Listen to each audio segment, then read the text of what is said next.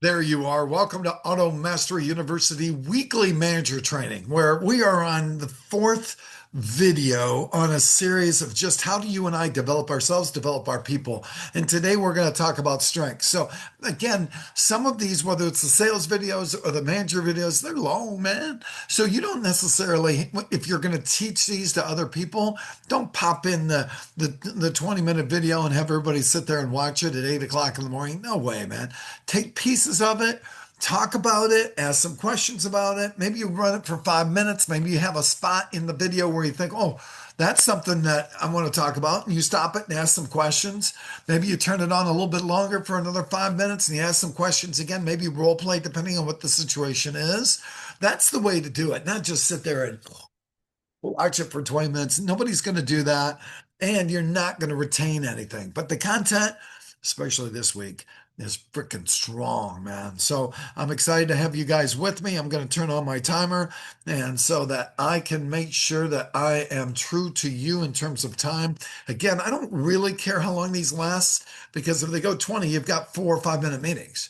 So I just care that you sit and I don't want you to watch the whole thing at one shot. I just don't. So let's start and let's rock and roll and let's get this thing going. Again, today, man, is just flat sexy. It's good stuff. So here we go. And we are going to talk about staying in your strength zone. So many of us do things that we're not great at, especially in this industry where we have to, especially if we're in a small business.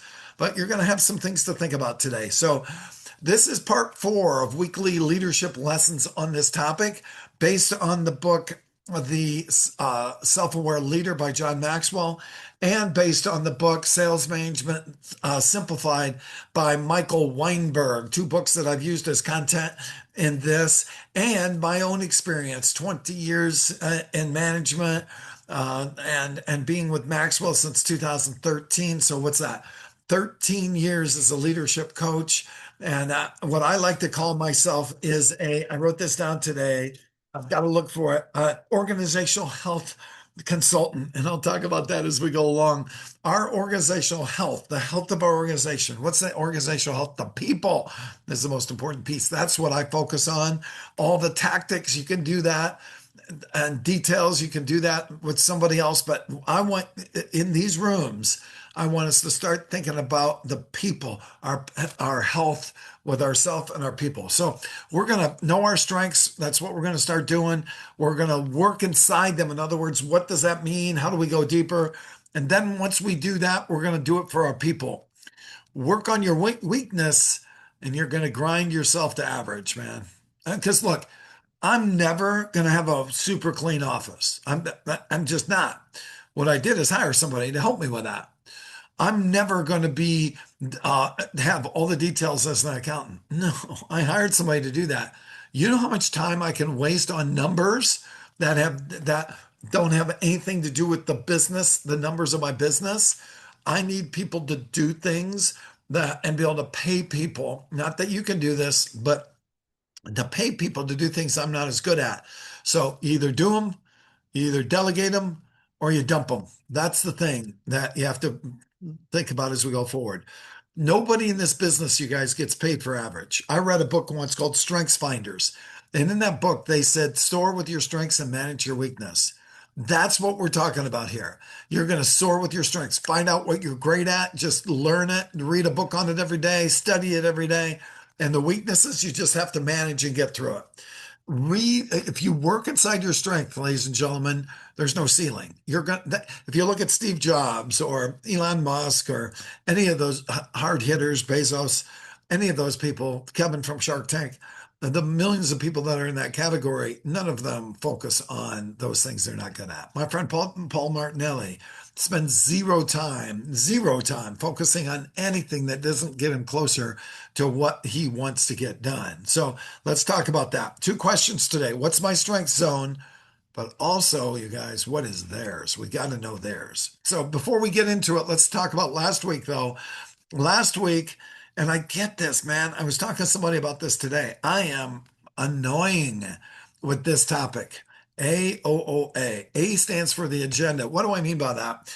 Well, if you missed last week's video, go watch it. If you missed one the week before, go watch it.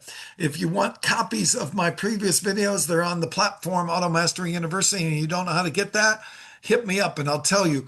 But AOOA was actually designed by Valerie Burton. Valerie Burton is the coaching coach for the Maxwell leadership team. She's the faculty leader for that topic, and she is the person. She's the expert. So she's written a number of books on coaching. This philosophy talks about activation sessions, and I believe this is massively important. I go back to what Joe Verdi said once upon a time. How often you do daily one-on-ones with your people? Daily one-on-ones. And I believe in those daily one-on-ones, even if you don't do it daily, but you do it weekly, a 20-minute session. Yeah, you're going to do your dailies, but those aren't necessarily going to be a 20-minute session. They could be flybys, touch and goes. But the activation session is organized. The activation session is with somebody we feel needs that. The activation session is a 20-minute session. My hope is in your staff that everybody gets a 20-minute session every week by one of the managers. That's the point. So the activation session, A stands for agenda. Hey, Billy, what are you struggling with? Oh, I'm really struggling with phones. Now that's the agenda. That's what you're going to work on. Hey, Billy, why do you struggle with phones? Because frankly, I've never been good on the phone. I'd rather text. I just don't feel very comfortable on the phone. That's the obstacle. So A-O, agenda and obstacle. Billy, what if I could show you techniques that make it easy for you to use the phone? Would you at least be open for it? If he says yes, great. If he says no, he's got to change his attitude. But if you say something or ask something like this, Billy, what if I could show you that using the phone could make you an extra $100,000 a year? Would you be willing to see some different options on how you could use the phone? And if he says, yes, I would, now you're dealing with options. That's the second O. And then lastly, at the end of that 20-minute session, Billy, tell me what you want me to hold you accountable for next week. Well, making those 20 calls a day. Okay, great. So how would you like me to do that? Well, next time we get together, ask me. Great. So now he's set an action plan for himself. See how powerful that is? Now I get as we go through this today, we might find Billy is never going to be able to make a phone call. We better find somebody that can do it, right? So that's the conversation. How'd you do with that?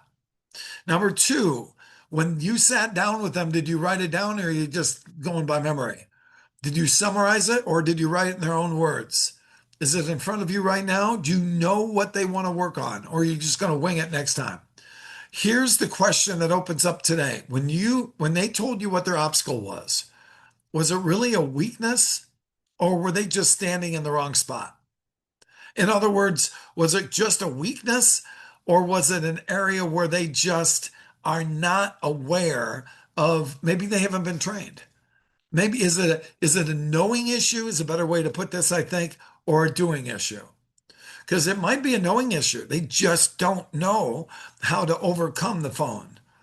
And it could be a doing issue where they've tried it over and over and over and over and over again, and it's absolutely a weakness. But we can't call something a weakness if they have not been trained. And that's why I find it so fascinating. If you think about our business, how many steps are there? Well, it depends on the business, on the dealership, but I'm thinking 12 steps. And we're not talking AA here, but let's say it was 12 steps. And if that's the case, that's a lot of training we could do. We could do 3 times on each step. We could do 36 trainings. You might say, well, I don't know what to train on. My name's Bart, and I'll be glad to help you. I have a training program that's every day of the week. I can show you and give you a facilitator manual, and I can give you the student manual. I've got it for you. You don't have to do any of it. But in the meantime, you might look at it. You've got content. You just have to get creative, and you have to be consistent. So let's talk about this. All right. Your best closer in the store isn't necessarily your best manager. Right. Mike Weinberg, who wrote the book, Sales Management Simplified. It's over there. I'm looking at it. He was a sales coach. When he took over his first management job and struggled, he wrote this book because of it. And what made him a great salesperson? He was a great salesperson and then a sales coach, as it says on here. And then he wrote the book. What made him great? Closing deals in front of him. He was independent and he could close anything. taking it personally if somebody didn't close. Anybody relate to that? Yeah. Doing it himself. He didn't really need a lot of help. He was self-motivated and he was the hero. Anybody relate to that? And then you got promoted. And then you had to build the person who closes it. You couldn't, it wasn't just you doing it. Then you had to stay steady when they didn't. And you didn't understand that because you weren't patient with yourself. Then you had to get it done through others. You never had to do that. You were independent. And then you had to let somebody else be the hero instead of you. Ooh, we two different strength zones. So we promote for the left column, and then as managers, we're graded on the right, and the right column. This is not a knock, you know that. It's the reason your first year in the chair was so hard. Nobody handed you a new set of strengths on the day they handed you the title. All right, let's look at it. What we know is this, is it locked up on me, so I'm going to figure out why did it do that. So we're going to stop the video. We're actually not going to stop the video, but we're going to go back to that handout. So here we go. Sometimes does that. Don't know exactly why. So we're going to resume right there. So here we go. There's two questions I want you to start focusing on as you start looking at your strengths and start deep diving into who you are. They are the right and well. Right and well, they're not the same question. You've heard me say it before. I got four questions I ask every day. Number one, what did I do right today? And I want to be able to answer that because that's a good self-esteem question, frankly. And then the next question is, what did I learn? What must I change? And what's my role in this? Those are four questions I ask myself every day. So what am I doing right is a moral question. It's not am I doing the honest thing? Am I doing the fair thing? Am I doing the thing I said I do? That's what that means. But if we go to the right, that's different. That's a talent question. What did I do well today? What am I doing well? That's a talent question. What am I flat out good at? You have to ask yourself those questions. What am I better than average at? What am I better than most people hear about? Almost nobody asks this one out loud. It feels like bragging. It isn't. It's the whole map. It's for you to really understand yourself. So doing what's right tells you nothing about your talent. You need both questions. The one on the left really gets you to learn and grow. The one on the right gets you to be in your strength zone. Most of us have been answering the left one our whole career and have never once sat down with the right one. And that is what am I doing well? So you can really look at your strengths. There's three ways to locate your strength zone. Get specific. Really get specific. Get quiet. Think about it. And I'm good with people is not a strength. It's a category. Are you good at the first 30 seconds? When you say you're good, what do you mean by that? Are you good at the trade walk? Are you good at calming down an angry customer? Are you good at finding the strength inside the strength? If you're a manager, are you good finding the strength of your people? Are you good with one-on-ones? Are you organized with your one-on-ones? And so that's the thing to ask you. What are you good at? Get specific. I know mine. I'm really good at getting in front of big groups and motivating a room. I'm good at that. I'm good at doing one-on-ones. I found that out a few years ago after I started my podcast. I'm really good at that. And again, we talked a little bit ago what I'm not good at, but I'm good at those types of things, and I'm focused on those. I'm getting better at those. I read about those and study for those every day. Another way to find your strength is listen for the praise. See, sometimes we take our own talent for granted, but what are other people saying about you? What do they say? That's your strength. And I will guarantee you that if you really ask somebody, what do you see my strengths? You're going to get some information. That's the data you need. Check number three, check your competition. Jack Welch says, if you don't have a competitive advantage, don't compete. Now, again, am I saying compete against your desk person sitting next to you? Maybe. If you're a salesperson, absolutely compete. Absolutely. Don't compare, but compete. There's a whole different story there. Is somebody else doing better than me? And if that's the case, how can I get better? So Kobe Bryant, guarantee you, I love this. I love Kobe Bryant and I love the Mamba mentality. I've got that magazine with me. I look at it every day, but he knew his competition. He was determined to be better than his competition, just like Michael Jordan. Anybody that's super competitive has an advantage in that they are competing against themselves in many cases. When I look at Mamba mentality, that makes me look at, I'm not competing against another trainer. I'm competing against myself. I'm not competing against another organizational health coach. I'm competing against myself. All right. So you're not looking for anything new. You're looking for something you've been doing so easily, but you stop noticing it. Years ago, there was a story of soar with your strengths and manage your weaknesses. And John Maxwell had told this story about a CEO that came up to him, excuse me, at the end of a seminar. And he said to him, you know, you said we should practice our strengths and not practice our weaknesses. But what about Tiger Woods? As soon as he has a bad round, what does he do? He goes to the range and hits 250 balls. And John said, yeah. And he said, well, the CEO said he's working on his weakness. John said, no, he's not. He's the best golfer in the world. He's working to get his strength better. If he was going to study accounting, my guess would be that he's working on his weakness. But he's not studying accounting. He's not working on accounting. He's working on his strength. A weakness could be inside your strength zone. That's where you fix it and it pays forever. For example, I'm a great trainer, but sometimes in the past, I would be so hyped up that I wasn't keeping an eye on the audience and excuse me, the different moods of the audience. Then I started to change my tone around. And when I changed my tone around, what I got out of that was they're connecting differently. So sameness is the death of a salesperson. What's that mean? Same tone, same energy can wear people out. We've got to move it up and down. We got to move our body language up and down. We got to use different words, but we have to change our tone constantly to get them to notice.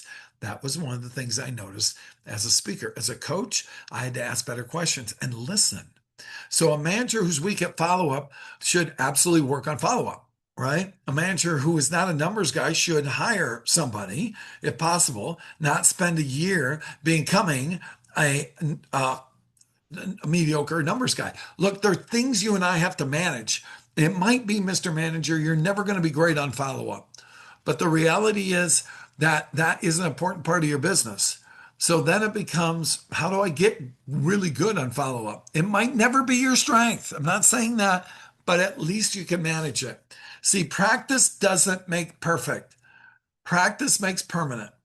So sometimes you and I are going to practice, practice, practice. It's not going to be that we're great at follow-up. It's going to be that we're adequate enough to get through it. Does that make sense? Like my strengths of speaking, that I could be world class with. My strength as a coach, that I could be world class with. My strength in terms of organization, I just have to manage it. Does that make sense? All right, so let's keep going. Your job is to put people where they're strong. Gallup surveyed 1.7 million people at work, and only about 1 in 5 said they get to use their strengths every day. Ooh. And what Maxwell says is that's mostly on the leader. What that looks like on your floor, the guy who's great on the lot and terrible on the phone, stop rebuilding him. Move him. Either train him, which is a big piece, man, transform or terminate him. And you train him and he still doesn't, or she still doesn't do it. Maybe they don't have the mental capacity to do it, right? We keep forcing that. Maybe that's where a BDC comes in. Some people just don't get it. But have you trained them?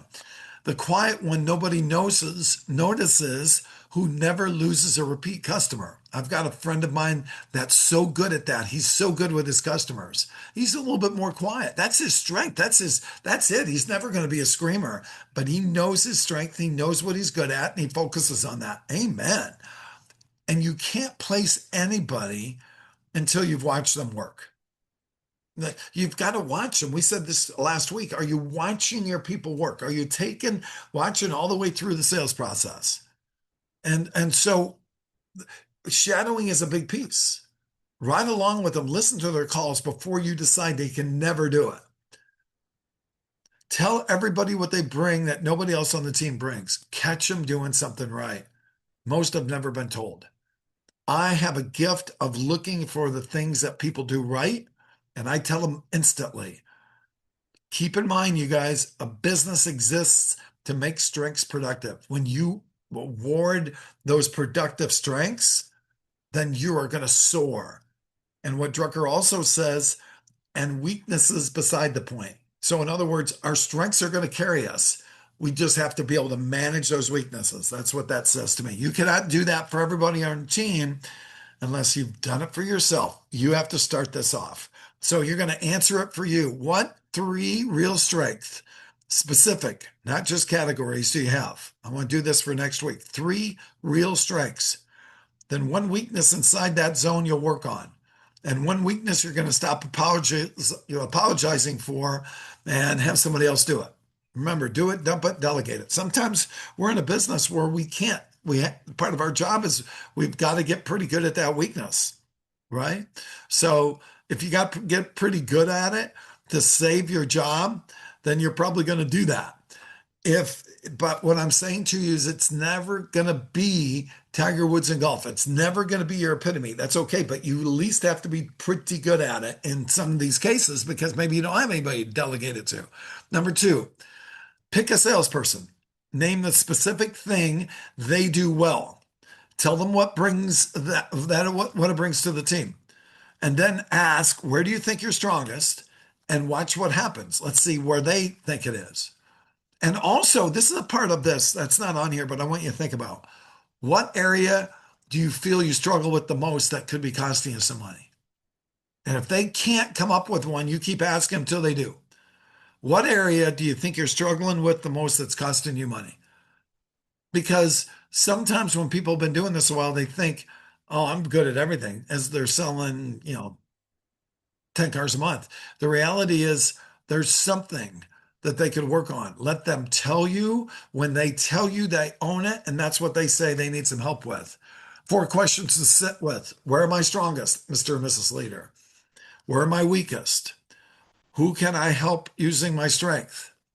And who do I need to ask for help where I'm weak? You've got people around you. I know a store that has one guy doing the training, another guy hates to do training. That's okay. That's okay. He understands it. Both parties understand it. They've got each other's back. See, nobody gets paid for average, folks. Find the thing you do well and go all the way down inside it and figure out how do you get better and better and better and better? Where's the weaknesses on what you do well and get better at it? And then with that weakness, manage it. Get better at the weakness. You're never going to be a superstar at a weakness, but there's that piece of that weakness that could carry your strength. Okay, so that's it. Great job today. You guys are rocking and rolling. We went 21 minutes, but again, do not. If you're going to teach this to anybody else, don't watch it in one sitting. But if you're just watching it yourself, watch the whole thing. There's some great content in here. We look forward to seeing you guys next time on Auto Mastery University. God bless everybody.